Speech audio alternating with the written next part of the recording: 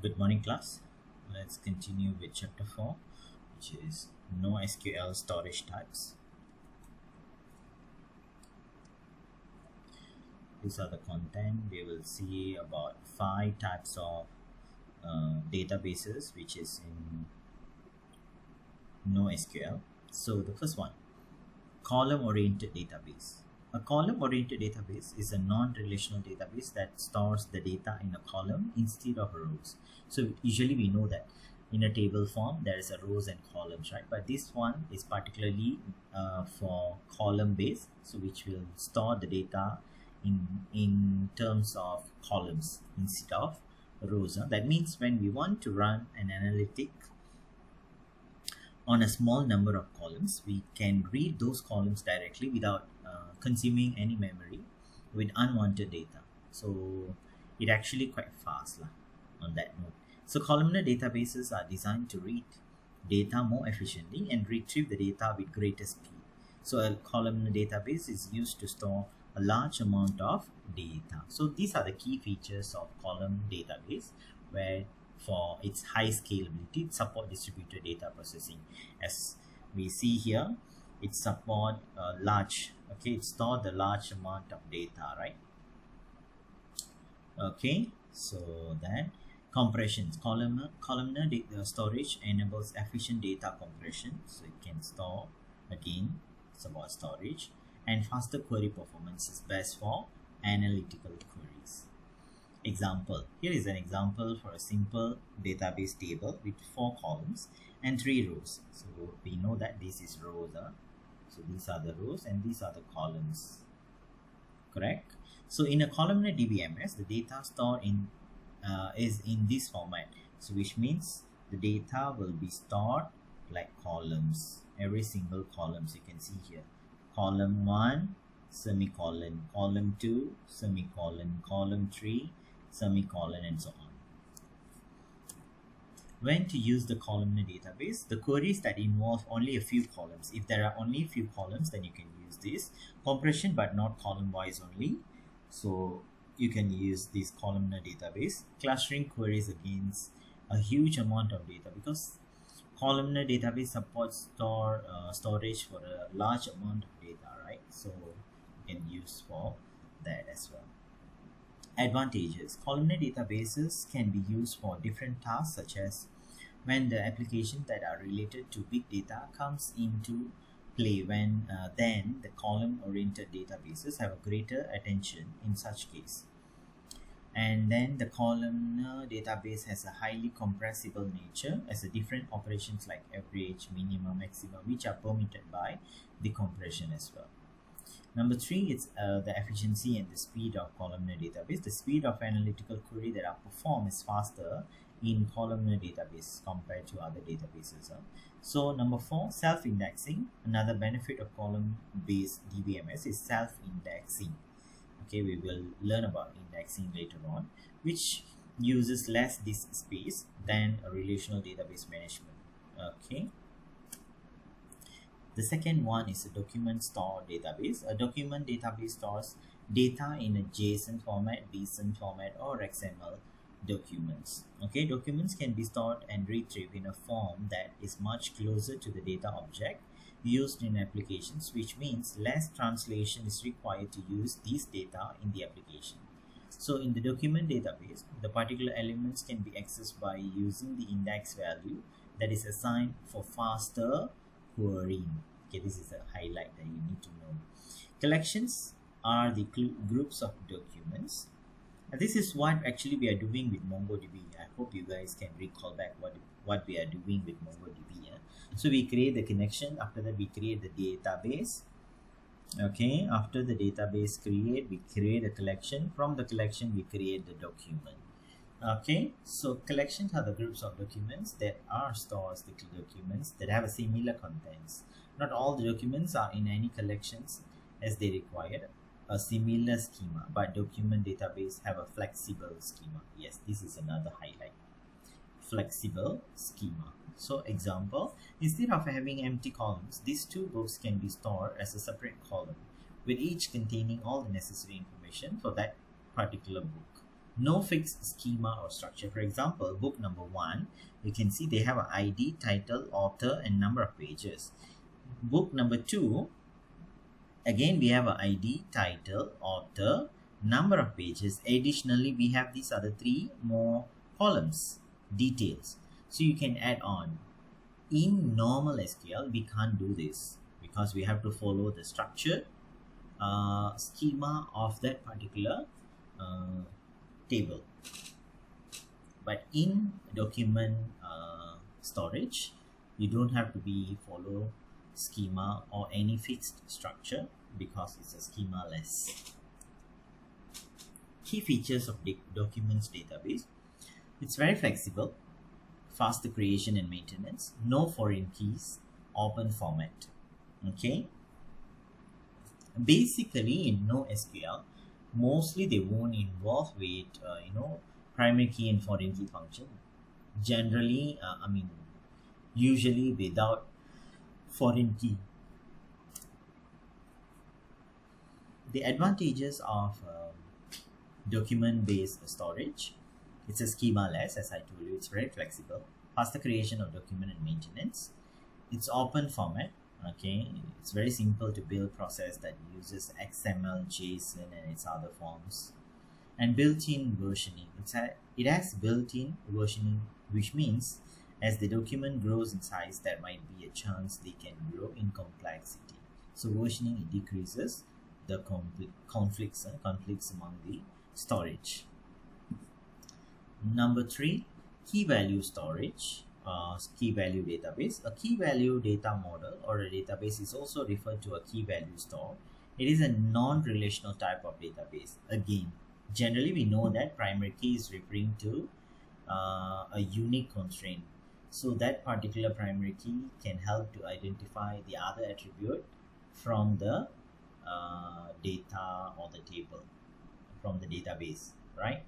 That primary key can acting as a foreign key in another table as well. But in this non-relational database, key value store, okay, generally they are non-relational. Okay, there is no relation between one to another table. So in this, an associative array is used as a basic database in which an individual key is linked with just one value in a collection. For the values, so keys are special identifiers. So the keys are the special identifiers. Based on the key, we can identify the values here. So these are the values. For example, city. What is a city? Noida. State is UP. Country is India, for example. So this is example. You guys can see again. How do the key value database work? For example, Redis is a key value store used to track lists, maps, heaps, and primitive types, which are simple data structure in a constant database. Redis can uncover. Redis is actually a platform like MongoDB as well. Uncover very basic point of interaction to query and manipulate value types just by supporting a predetermined number of value types. And when arranged, it's prepared to do high throughput, which means high dimensional data. Okay, the key features of this: simplicity, scalability, and speed as well. Okay, actually all the databases that we come across for this NoSQL, they have their own set of advantages, disadvantages, and the key features as well. So based on our own preferences, so we can choose which one that we want to use. The advantages of key value, it's very easy to use due to the simplicity of the database. Data can accept any kind or even different kinds of when required. Its response time is fast due to its simplicity. Once it's simple, it's very easy and very fast. The key value store database are scalable vertically as well as horizontally, so it's flexible on both vertically and horizontally. Built-in redundancy makes this database more reliable, which means more trustable one. Number 4, graph database. Graph databases are designed to store, manage, and query data in the form of graph that consists of nodes and edges. We know that usually these graphs are directed graphs. Usually these graphs are directed graph. What does it mean by directed graph? You can see there is an arrow. Okay, you can see the arrow. Some nodes are connected without the arrow symbol. These are undirected graph. So the nodes here represent the entities. We know entities in general SQL, Oracle that we learn. It's about table.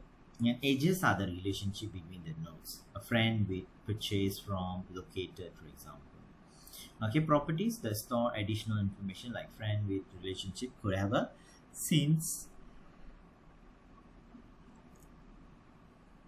property to indicate when the relationship was established. The key features of graph database is actually a powerful database as well. Okay, relationship centric storage, perfect for social network fraud detection, recommendation engines, so they can identify the relationship between one to another. Okay, real-time query processing, queries written result almost instantly, and schema flexibility, it's easily adapt to evolving relationship structures.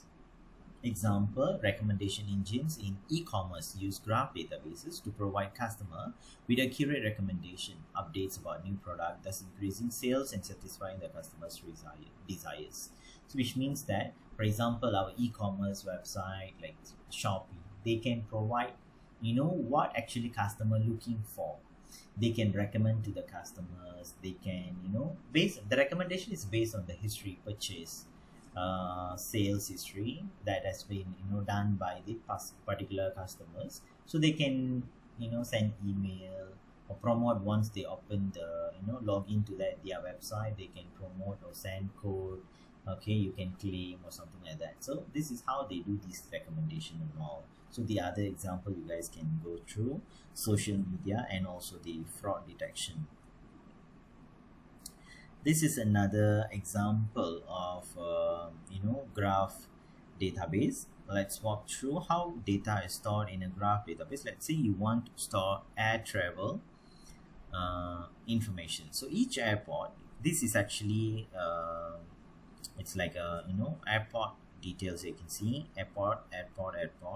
Okay, and they have a restaurant relationships between from airport 1 to airport 2, airport 2 to airport 3, for example, how they're connected. For example, you could create a node from Auckland Airport in New Zealand with properties such as airport code AKL. So it's here, AKL, and country New Zealand. So a flight between two airports, that is the relationship between the two nodes, is represented by an edge. Okay, there's an edge here, you can see here. The edge properties contains information about the flight. Okay, so you can see airplane 388, airline is Emirates. So these are the details informations. So the airport edge could have properties like airplane 73, H388, and the airline Qantas, for example. So these are the details that we can get from the edge. Okay, and the last database is actually multi-storage database. It's a multi-model database, support different ways of storing data, document, key value, graph, and white column within the same system. They allow application to store the data in the most convenient form, handling only one repository. For example, user data can be kept as a document and relations as graphs as well. So this is how the multi-storage databases work. Okay, we have come across about four major types of database, right? Document, key value, graph, and white column. So when they say multi, more than one type of these among these four databases are used in one single application. So for example, here see user data, they kept as a document, they kept as a graph as well. So document based database and graph based database is involving. So this is what we call as multi-model database. Okay, that's all about this chapter. Before end up, as usual, for this particular chapter, I'll share the review question in author, so you guys do the review question and submit the answer in author as well. Thank you.